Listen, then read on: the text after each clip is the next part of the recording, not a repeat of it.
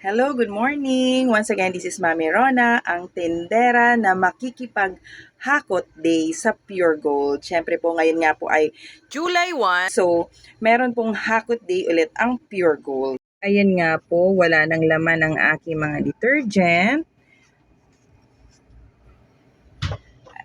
Tapos, ang aking mga dishwashing liquid at saka ang mga fabric conditioner. Wala na ring laman ng aking mga bar soap. Wala na akong stock. Ayan, yung fabric conditioner din. So, dahil talagang hinintay ko ngayon yung Hakot Day sa Pure Gold.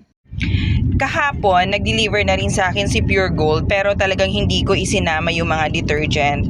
Kasi nga, yun yung Hakot Day ngayon. So, may less na 10% discount. Ito nga yung ibinigay sa akin ng voucher ng brochure ng Pure Gold at syempre ayan, so may less 10% sa lahat ng mga participating laundry, dishwashing, household and frozen seafood. So sayang din yung 10%, medyo malaki-laki na din yon at dagdag kita syempre. Marikina Market. So ayan, Marikina Market na tayo.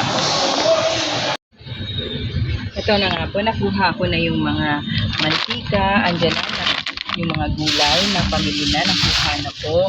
Tsaka ito naman ay yung ibang mga paninda na meron din naman sa Pure Gold. Yun nga lang, bumili ako dahil naka-promo siya. So may mga promo sa Clover ngayon. Tapos ito naman, yung iba pang gulay.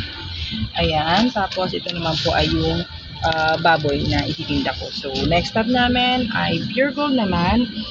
Syempre, mamimili din doon ng mga discounted items at saka kukuha rin ako ng manok na paninda. Ayan na din po, nakuha ko na yung mga chicharon. Ayan, tapos bumili ako ng mga plastic. Meron ding paper box na pinaglalagyan ng mga barbecue. So, ayan po. Pauwi na kami. Pero bago pala kami umuwi, dadaan muna kami ng Pure Gold. Ayan, nasa Pure Gold East Gate na ako ngayon.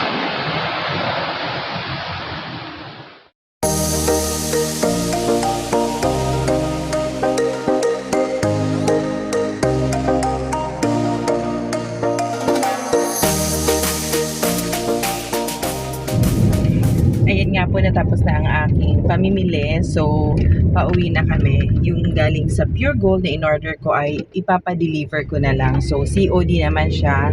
Babayaran ko na lang din siya sa bahay. So, okay, time check. It's already 7:38. Nandiyan na yung Pure Gold. Dumating na yung aking delivery.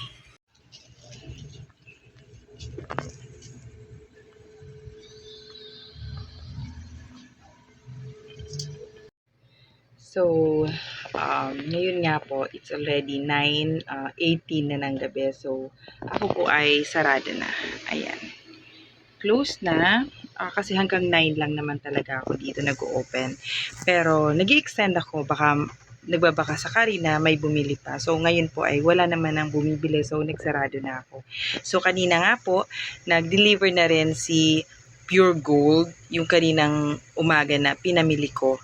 So, yun po ay nagkakahalaga ng almost 10,221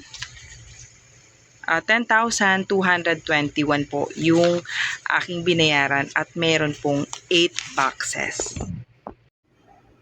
So, ayan nga po, 8 boxes, 7/1/2024 at ito po yung aking mga napamili. So, lahat ng may asterisk dito, ito po ay yung mga naka-promo. So, may less siya na 10%.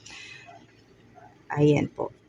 So, dapat ang total niya po is 11,068.25. So, nakaless po ako ng 846.77. So, ang aking binayaran ay 10,221.57. So, malaking bagay na rin po yun, no? Yung magkaroon ako ng discount na 846.77.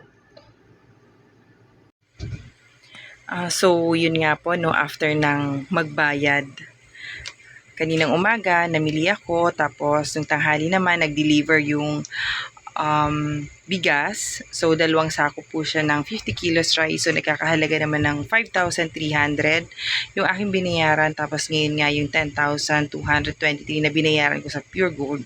At ngayon nga, lahat po ng aking benta ay wala nang natira kundi ang barya. As in, totally wala na talaga. Ubos na ubos. So, bukas, panibagong araw na naman, kailangan kong magtinda ng maaga dahil may delivery naman po ako ng mga soft drinks. So, yun naman yung pag-iipunan ko. So, ganun lang po yung buhay ng isang tindera, no? Paikot-ikot lang talaga yung puhunan.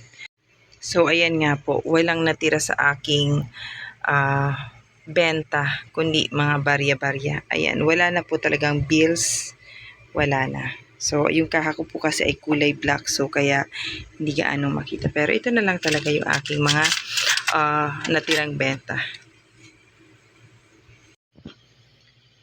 At yan nga po ang mga kaganapan sa aking July 1. Kahit nga po pagod, kahit walang natirang benta, pero masaya naman. Ano po, basta't may paninda, kahit walang pera, magkakaroon pa rin ng kita kinabukasan. Basta yun lang po, tuloy-tuloy lang, no? Tuloy-tuloy lang yung laban sa buhay kahit mahirap. Pero pilitin nating maging masaya kasi blessed pa rin naman tayo sa araw-araw kahit na maraming pagsubok talaga na dumarating. So bukas, magdi-display na naman para makapagtinda din ng maayos. So may bagong delivery din naman na dadating. Thank you so much po. Maraming salamat po sa panonood. God bless everyone.